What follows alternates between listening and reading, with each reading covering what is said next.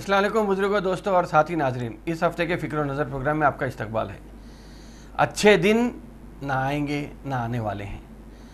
Petrol 60% बढ़ गया है। पकाने का जो तेल होता मीठा तेल 100% बढ़ गया है। चावल पे 20% की बढ़ोतरी हो गई है। आटा 18% बढ़ गया है। किताबें 20% बढ़ गए हैं।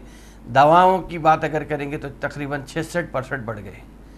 इसके अलावा अगर हम बात करेंगे तो इंडस्ट्री, जो ख़ास तौर पे जो फैक्ट्रीज़ होते हैं, उसमें सबसे ज़्यादा जो इस्तेमाल होने वाली चीज़ है वो कोयला है। कोयला भी आजकल गवर्नमेंट के पास इतना नहीं है कि वो इंडस्ट्रीज़ को सप्लाई कर सकते। इसके अलावा गर्मी का मौसम है और जो थर्मल पावर प्लांट्स होते हैं, जिस कोयले से जो बर्फ़ी बनती है, वहाँ पर भी कोयला देने के लिए अभी गवर्नमेंट परेशान है। चाइना बोलिए आप, या रशिया की जंग बोलिए, या इंडोनेशिया से कोयला आना बंद हो गया है बोलिए, बहरहाल ये सब चीज़ अपनी जगह है, लेकिन फिर भी अभी अच्छे दिन की बात हो रही है। ऐसे में अच्छे दिन आने वाले तो नहीं हैं। अलबत्ता भक्त ज़रूर ये कहते फिर रहे हैं कि सूखी रोटी खाएंगे, मोदी को लाएंगे या योगी को लाएंगे या बीजेपी को लाएंगे। बहरहाल जिसको भी लाना है उनको, भक्तों को लाने दीजिए, लेकिन हमारे को इससे कोई दिलचस्पी नहीं है। मैं सिर्फ यही कहता हूँ कि अगर हम सुधर गए तो सारा ज़माना सुधर गया। बस ये एक चीज़ ज़रूरी है, इसलिए कि रमज़ान है।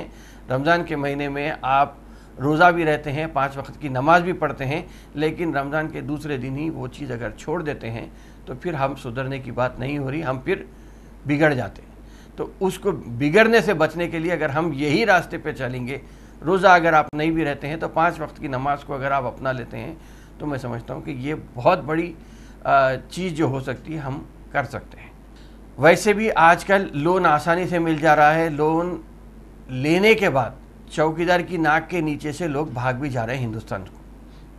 अगर आम आदमी की बात करेंगे तो यहाँ पे पानी भी मिलना बहुत मुश्किल हो गया है। अब से 2022 से 7 साल 8 साल के बाद ये कहा जा रहा है कि हिंदुस्तान में तकरीबन, या हिंदुस्तान का तकरीबन 70% इलाका रेगिस्तान की तरह या खहत ज़दा हो जाने वाला है। इस पर काम नहीं हो रहा है। अलबत्ता जो काम हो रहा है वो हो रहा है तो सिर्फ हिंदू मुसलमान, हिजाब, बुरखा, इडली, बोटी, बकरा, गाय, भैंस, बंदर, अज़ां या भजन, ऐसे चीज़ करके सबको उलझा के रखे हुए हैं फिलवक़्त की मौजूदा हुकूमत अगर देखेंगे तो। लेकिन अगर हालात जो जिस तरह जा रहे हैं उसमें अगर देखेंगे तो पाकिस्तान बिल्कुल पड़ोस में ही हमारे पास एक मुल्क है। हर वक्त हिंदुस्तान में कुछ ना कुछ तबाही बर्बादी लाने के लिए कोशिश करते रहता है। अब फिलवक़्त वो ख़ुद परेशान है। अब वो ख़ुद परेशान है या उनको परेशान किया जा रहा है, ये अलग बात है। ये कहा जा रहा है कि वज़ीर आज़म इमरान ख़ान जब रशिया को गए थे और वहाँ के सदर से मुलाकात किए तो उस पर शायद अमेरिका को वो हरकत पसंद नहीं आई। इसीलिए इमरान ख़ान ने इल्ज़ाम लगाया कि अमेरिका अब इमरान ख़ान की हुकूमत को गिराने की कोशिश कर रहा है, या कर दिया है, कर रहा है, जो भी है। बहरहाल ये एक चीज़ आ रही है। इसमें कोई हैरानी की बात नहीं है, क्योंकि पाकिस्तान एक मुल्क नहीं है। अमेरिका ने ऐसे 72 मुल्कों में हुकूमत गिराने की कोशिश किया है, चाहे वो ईरान हो, अफ़गानिस्तान हो, सीरिया हो, लीबिया हो, बहरहाल वगैरह वगैरह, ऐसे बहुत सारे, मिस्र हो, बहुत सारे मुल्क हैं जहाँ पे अमेरिका की वजह से वहाँ की हुकूमतें गिर गई हैं।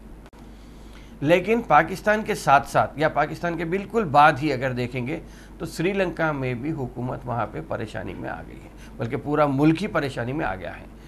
श्रीलंका की इससे पहले की हुकूमत ने चाइना को एक बहुत बड़ा पोर्ट वहाँ पे दिया था, तो शायद उस वजह से हो सकता है कि जो परेशानी आई है फिलवक़्त मौजूदा हुकूमत उसको हटाने में नाकाम हुई है या रोकने में नाकाम हुई थी। बहरहाल जो भी हुआ था, श्रीलंका में भी दिवालिया निकल गया है। श्रीलंका में डॉलर कम हो गए हैं, लोगों की महंगाई बढ़ गई है, इसीलिए शायद तुलबा बिरादरी ने भी वहाँ के सरकारी दफातर का घेराव किया है। कहा जाता है ये भी अमेरिका की एक चाल है। अगर वैसे देखेंगे तो अमेरिका ने हिंदुस्तान में भी क्या किया है, अगर देखें तो अमेरिका पर यह भी इल्ज़ाम था कि जो कांग्रेस गवर्नमेंट थी या कांग्रेस पार्टी थी उसका झुकाव रशिया की तरफ था, तो शायद उससे नजात पाने के लिए اندرا گاندھی کے قتل میں بھی امریکہ کا ہاتھ ہے. یہ سب الزام لگتے ہیں. راجیو گاندھی میں بھی کہا جاتا ہے کہ امریکہ کا ہی ہاتھ ہے. تو بہرحال گاندھی خاندان جو ہے وہ امریکہ سے ناراض اور روس سے بہت زیادہ ساتھ رہا ہے. تو شاید اسی لیے یہ بات ہوئی تھی. ویسے بھی اگر دیکھیں گے تو ہندوستان کی رشیا سے پہلے سے دوستی تھی اور پاکستان امریکہ کے ساتھ ساتھ تھا. مگر پاکستان کو جس طرح کھوکھلا امریکہ کیا ہے، ہندوستان رشیا کے ساتھ رہنے سے بنیادی طور پہ ہندوستان بہت مضبوط ہے. البتہ راجیو گاندھی کے بعد اگر دیکھیں گے تو راجیو گاندھی کو مار دینے کے بعد یا شہید کر دینے کے بعد اگر ہم دیکھیں گے تو اس وقت نرسمہا راؤ کی حکومت آئی. یقیناً کانگریس کی گورنمنٹ ہی تھی، لیکن نرسمہا راؤ جب اپنی کرسی وزیر اعظم کی کرسی سنبھالے تو انہوں نے امریکہ سے منموہن سنگھ کو بلا کر یہاں پہ فائنانس منسٹر بنا دیا. اور اس وقت سے کہا جاتا ہے کہ 1991 کے جو اصلاحات تھے اس کے بعد سے ہندوستان کے دروازے اس طرح کھولے گئے کہ پورے بیرونی اداروں کو یہاں پہ آنے کی کھلی چھوٹ ہو گئی. تو شاید منموہن سنگھ کا امریکہ میں ورلڈ بینک میں کام کرنا اور یہاں پہ آ کے فائنانس منسٹر بننا یہ امریکہ کو بہت اچھا تھا. لیکن پھر شاید ایسا لگا کہ کچھ ایسے وجوہات ہیں جو کہ برابر ہو نہیں سک رہے تھے. اس کے بعد بی جے پی کی گورنمنٹ آئی، پھر بی جے پی گورنمنٹ چلے گئی، گجرال صاحب کی گورنمنٹ آئی، پھر واجپئی کی گورنمنٹ آئی. بہرحال یہ سب اتار چڑھاؤ آتے رہے 2004 تک. مگر جب تک بی جے پی کی گورنمنٹ آئی تھی، واجپئی کی جو 5 سال حکومت کری، اس میں یہ ہوا کہ لال ریڈ کارپیٹ آپ دے کر پورے امریکہ کو یہاں کے دروازے کھول دیے تھے. اس کے بعد جب واجپئی کی حکومت گئی تو پھر منموہن سنگھ وزیر اعظم کی کرسی پہ آ گئے. 10 سال تک وزیر اعظم بنے رہے منموہن سنگھ، اور 10 سال میں وہ امریکہ تو کافی خوش تھا. لیکن شاید U S India civilian nuclear agreement وہ ایک ایسا چورستہ آیا تھا یا ایسا 2 راستہ ہوئے تھے، وہاں پہ شاید وزیر اعظم منموہن سنگھ کو پریشانی ہوئی تھی. جبکہ کمیونسٹ پارٹی نے یو پی اے گورنمنٹ کا یا منموہن سنگھ کی حکومت کا ساتھ چھوڑ دیا تھا اور انہیں اسے مجبور کیا تھا کہ وہ U S India civilian nuclear agreement نہ سائن کریں.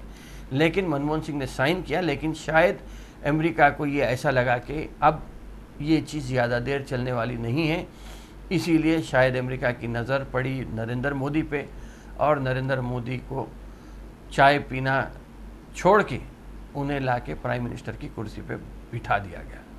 مگر حالات اب ایسا لگ رہا کہ پھر کروٹ لیتے نظر آ رہے ہیں. اس میں اگر ہم بات کریں گے تو ہندوستان نے یا فی الوقت بھی مودی حکومت نے اپنے آپ کو دور بھی رکھا، اور اب رشیا سے تیل خریدنے کی بات آ رہی تو اس میں یہ ہے کہ امریکہ جبکہ یوکرین کو نیٹو کا ممبر بنانا چاہ رہا ہے اور یوکرین کی پوری تائید کر رہا ہے روس کو اکیلا تنہا کرنے کے لیے، لیکن امریکہ نے ہندوستان کی تیل خریدنے کی جو منصوبہ بندی تھی یا جو پلان ہے اس پر اب تک اعتراض نہیں کیا تھا. لیکن اب آہستہ آہستہ اعتراضات شروع ہو گئے ہیں. تو اعتراض یہ ہو رہا کہ آپ اگر رشیا کے ساتھ جائیں گے تو پھر آپ کو بھی پریشانی ہوگی. تو اس قسم کی بات آ رہی ہے. لیکن یاد رکھیے امریکہ کا جو جہاں تک معاملہ ہے، پیگاسس جو آیا تھا سافٹ ویئر، جو اسپائنگ سافٹ ویئر تھا، ایک دوسرے کی یا مخالف لیڈروں کی بات سننے کی جو مسئلہ اٹھا تھا، اس میں اسرائیل کا تو یقیناً اسرائیل کا تو ہاتھ تھا پیگاسس سافٹ ویئر بنانے میں. لیکن کہیں نہ کہیں اسرائیل اور امریکہ ایک دوسرے کے، یا امریکہ کا بغل بچہ ہے اسرائیل، تو پھر امریکہ کو وہاں پہ بات آ سکتی ہے. اب جس طرح سری لنکا میں اسرائیل کی تائید سے گوٹابایا وہاں پہ اپنی کرسی صدارت وہ کرے تھے، مگر سری لنکا کے جو حالات تھے ان کو بنانے کے اوپر، وہاں سری لنکا میں بھی اسلاموفوبیا کو پھیلایا گیا تھا. ایک چرچ میں 2 بم بردار لوگ داخل ہوتے ہیں اور وہاں پہ بم پھٹ جاتا ہے، 400 لوگوں کی جان چلی جاتی ہے، اور ایسی دہشت مچائی گئی تھی اسلام کے نام کو لے کر وہاں پہ کہ اس وقت کی حکومت کا بالکل کایا پلٹ گیا، اور فی الوقت کا جو حکومت ہے وہ اقتدار پہ آ گئی تھی. ہندوستان میں بھی اگر ہم دیکھیں گے تو کوئی ایسی الگ بات نہیں ہو رہی ہے. ہندوستان میں یقیناً مسلمان کو پریشان کیا جا رہا ہے یا مسلمان کو ایکا اور تنہا کرنے کی ہر قسم سے کوشش ہو رہی ہے، چاہے وہ کشمیر فائلز کی بات ہو یا کسی اور کی بات ہو۔ یہاں پر بھی ہندوستان میں مسلمانوں کو جس طرح پریشان کیا جا رہا ہے، میں یہ نہیں کہہ رہا ہوں کہ صرف مسلمان کو کیا جا رہا ہے، دلتوں کو بھی کیا جا رہا ہے، لیکن اس کے ساتھ ساتھ کرسچنز کو بھی ٹارگٹ کیا جا رہا ہے۔ یہ کہا جاتا ہے کہ ایک چرچ کو اگر آپ نقصان پہنچائیں گے تو آپ کو 10,000 روپے کا انعام دیا جائے گا، اور اگر ایک پادری کا وہاں پہ قتل کر دیا جاتا ہے تو اسے 50,000 روپے دینے کی ایک انویسٹیگیشن ہوا تھا پولیس کا، اس میں یہ بات آئی تھی۔ اور ویسے بھی دیکھیں گے تو کرسچینٹی کو دیکھ بھال کرنے کے لیے یا کرسچینٹی کو پوری جو کندھوں پہ ذمہ داری لیے ہوئے ہیں، وہ امریکہ ایک چیمپئن آف کرسچنس ہے۔ تو یہاں پہ جہاں پہ کرسچنس کو ستانے کی بات آئی تھی، تو یاد ہوگا کہ ابھی حال ہی میں کئی کرسچن مشنریز اور چرچ کے ذمہ داروں نے وزیر اعظم سے بھی ملاقات کی تھی، اور امریکہ کو بھی یہ لکھا گیا تھا، خط لکھا تھا کہ ہندوستان میں جو حالات ہو رہے ہیں وہ بہت ہی ابتر ہوتے چلے جا رہے ہیں، تو یہاں پہ اسے پابندی لگانے کی بہت ضرورت ہے۔ لیکن اب ایسا لگ رہا ہے کہ رشیا اور یوکرین کے معاملے میں جس طریقے سے ہندوستان نے پہلے تو اپنے آپ کو یکا تنہا رکھا تھا، نان الائنڈ سٹینڈ جو ہمارا تھا وہ برقرار رکھنے کی ایک کوشش ہوئی تھی، لیکن اب رشیا سے تیل خریدنے کے بعد ایسا لگ رہا ہے کہ امریکہ کو یہ حرکت پسند نہیں آئی، اور اگر سری لنکا پاکستان کی طرح ہندوستان میں اگر مودی حکومت کو خطرہ ہو سکتا ہے تو کیا اگلا وزیر اعظم کون بنے گا؟ اگلا وزیر اعظم بی جے پی میں اگر بننے کے لیے تو بہت سارے دعوے دار ہیں، چاہے وہ راجناتھ سنگھ ہو یا نتن گڈکری ہو، لیکن ان کے علاوہ کیا ششی تھرور وزیر اعظم بن سکتے ہیں؟ اس لیے کہ بڑی حد تک زندگی امریکہ میں گزری ہے اور وہ امریکہ کی تائید میں ہے۔ اس کے علاوہ پی چدمبرم بھی کیا وزیر اعظم بن سکتے ہیں؟ بہرحال حالات تو جس طریقے سے جا رہے ہیں، چاہے رشیا کے ہو، یوکرین کے ہو، پاکستان کے ہو یا سری لنکا کے ہو، اس کے بعد کیا اگلی باری ہندوستان کی طرف پلٹ سکتی ہے؟ آگے دیکھیں گے اس میں کیا ہوتا ہے، یہ تو وقت کی بات ہے، وقت ہی بتائے گا کہ کس طرح حالات پلٹیں گے۔ میں اس ہفتے کی بات کو یہیں پہ ختم کرتا ہوں، اس لیے کہ یہ سوچنے کا ایک واقعہ ہے۔ رمضان کا مہینہ ہے، کئی سالوں سے لوگ عید نہیں منائے تھے، روزے تو رکھے تھے لیکن عید نہیں منائے تھے، اس لیے کہ اخلاق کا معاملہ بھی یہ اسی دنوں میں آیا تھا، پہلو خان کا معاملہ بھی اسی دنوں میں آیا تھا۔